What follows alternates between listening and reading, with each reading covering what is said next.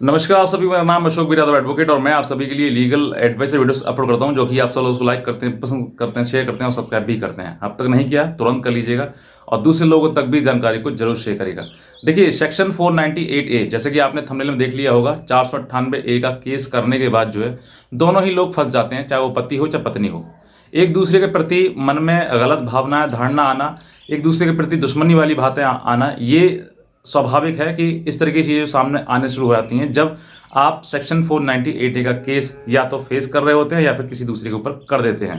यानी कि ये घटना जो है, ये कहानी जो है वो दोनों के साथ में है और दोनों ही दोनों ही लोग जो हैं परेशान रहते हैं, चाहे वो पत्नी हो या पति हो। ये एक कॉमन फिनोमिना है जिसमें कि लोगों को होता है।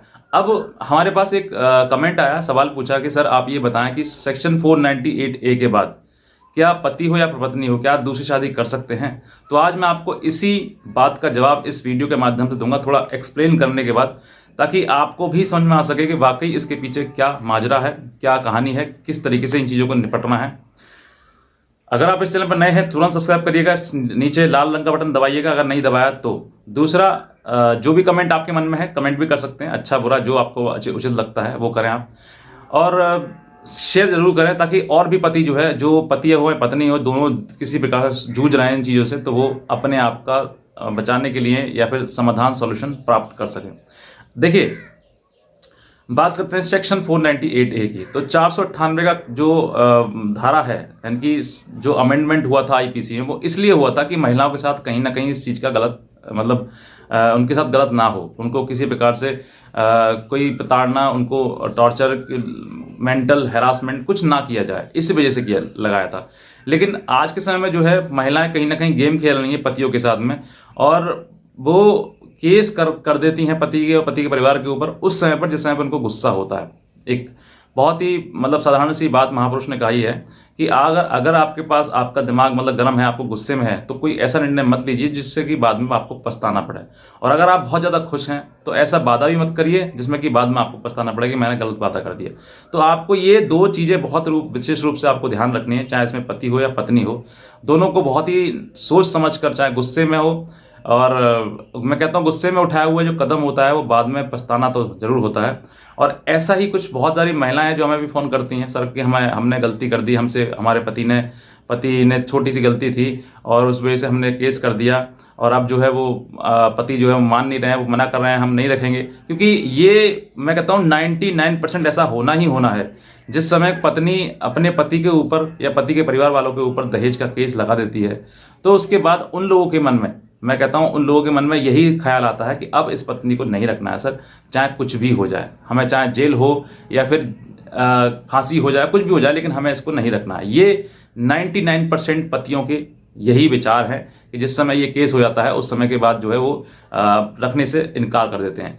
अब देखिए ये जब इनकार हो जाता है तो कहीं ना कहीं पत्नी को भी ये महसूस होता है कि मैंने गलत किया है, और जिनको नहीं होता है तो वो तो गलत पर गलत और करती हैं। फिर उसके बाद फिर वो 498 केस के साथ मेंटेनेंस लगाती हैं, डीवी लगाती हैं और भी लगातार, मतलब फिर वो अपनी लाइफ सोचती हैं कि अब हमें कोर्ट में जीवन बिताना है, अपना पति के साथ तो बताना ही नहीं है, तो फिर वो और ज़्यादा करती हैं, तो फिर वो और ज़्यादा फंस जाती हैं। हालांकि वो आपकी मर्जी है कि आप क्या चाहती हैं, लेकिन फिर भी मैं आपको बताना चाहता हूं कि अगर इस तरह की चीज़ें होती हैं तो फिर जो थोड़ा बहुत इंसान चाहता भी है 1% कि चलो, क्योंकि ज़रूरत सबको है, पति को पत्नी की है, पत्नी को पति की है, दोनों को एक दूसरे की नीड है, इसीलिए शादी बनाई है। और लेकिन शादी ये आजकल मॉडर्न ज़माना है तो कहीं ना कहीं ये कोर्ट में पहुंच जाती है, और कोर्ट में पहुंचने के बाद टाइम इतना लग जाता है कि जो समय शादी का होता है उनका वो कोर्ट में बीत जाता है और फिर बाकी टाइम पछताने में। तो बहरहाल आज हम बात करते हैं कि जिस तरीके से सेक्शन 498A का जो केस हो जाता है उसके बाद पति पत्नी क्या दूसरे से या फिर दूसरे जगह कहीं शादी कर सकते हैं। तो देखिए शादी करने के लिए जो बेस्ट वे है वो यही है कि आप दोनों समझौते से किसी प्रकार से इस चीज़ को ख़त्म करें, मतलब कि सेक्शन 498A हो या फिर किसी प्रकार से कोई और भी केस हो उनको ख़त्म किया जाए, लेकिन होते नहीं है। ये तो मेरी कहने वाली बात है। जब इंसान एक दूसरे के प्रति द्वेष की भावनाएं या फिर किसी प्रकार से दुश्मनी की भावनाएं रखने शुरू हो जाती हैं तो फिर केस खत्म नहीं होते हैं। कोर्ट भी ये कहता है कि आप दोनों केस खत्म करो, लेकिन आप नहीं करते हैं, ना पति करता है ना पत्नी करती है। तो जब नहीं करते हैं तो फिर लड़ना ही पड़ता है। तो जब लड़ना पड़ता है, अब कोर्ट का जो और या फिर केसेस का कोई समय सीमा तो है नहीं, कोई ये तो निर्धारित है नहीं कि सर 1 साल 2 साल 10 साल 5 साल में खत्म हो जाएगा। कितना भी समय लग सकता है, इंसान मर जाता है, लेकिन केस जो है वो लगातार चलते रहते हैं। ऐसा भी होता है, ऐसा भी देखा गया है। लेकिन बहरहाल सेक्शन 498 के बाद अगर आप शादी करना चाहते हैं तो ये वैलिड तो यही है कि आप किसी प्रकार से डाइवोर्स की बात करें, लेकिन आपके पास डाइवोर्स भी आपको नहीं मिल पाता है और केस भी खत्म नहीं हो पाते हैं, चाहे वो पत्नी हो या पति हो, तो आप दूसरे के साथ लिव इन में रह सकते हैं। लिव इन में रहने का मतलब कि जो लड़की या लड़का जो भी है वो एडल्ट होना चाहिए और उसके बाद जो है दोनों की इच्छा होनी चाहिए। इच्छा में है तभी वो रहते हैं। लेकिन हालांकि इस चीज़ को सामाजिक रूप से देखी जाए तो बिल्कुल गलत है ये, और ये नहीं होना चाहिए। लेकिन फिर भी जहाँ पर नहीं होता है तो वो कुछ लोग जो है वो चोरी छिपे भी एक दूसरे के साथ रहना शुरू कर देते हैं, शादी भी कर लेते हैं। वो लीगल नहीं होता है, लेकिन फिर भी एक दूसरे के लिए क्योंकि ज़रूरत है तो वो पूरा करने के लिए जो है वो शादी कर लेते हैं और बाद पता भी नहीं लगता कि पत्नी को कि भी आपने शादी कर ली है, और जब पता लगता है तब तक बहुत देर हो चुकी होती है। हालांकि मैं इसके बिल्कुल फेवर में नहीं हूँ, क्योंकि मैं इस चीज़ के लिए बयान नहीं कर सकता हूँ कि आप ऐसी चीज़ें करें।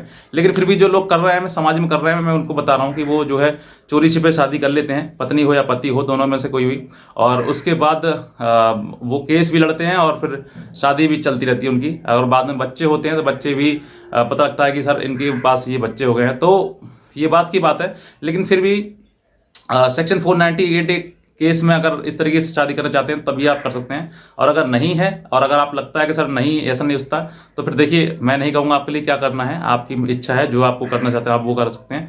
लेकिन फिर भी इस तरह की चीज़ें कर रहे हैं और आपको ये ना करें, मैं भी ये कहूँगा कि आप ना करें, क्योंकि ये लीगल नहीं है, इलीगल है। आपके ऊपर बाइगेमी का केस हो सकता है अगर आपकी पत्नी ने किसी प्रकार से या पति ने किसी प्रकार से पता लग गया है और आपको वो चीज़ें हैं, तो बाईएमई का केस हो सकता है और इसमें आपके लिए दिक्कतों का सामना करना पड़ सकता है।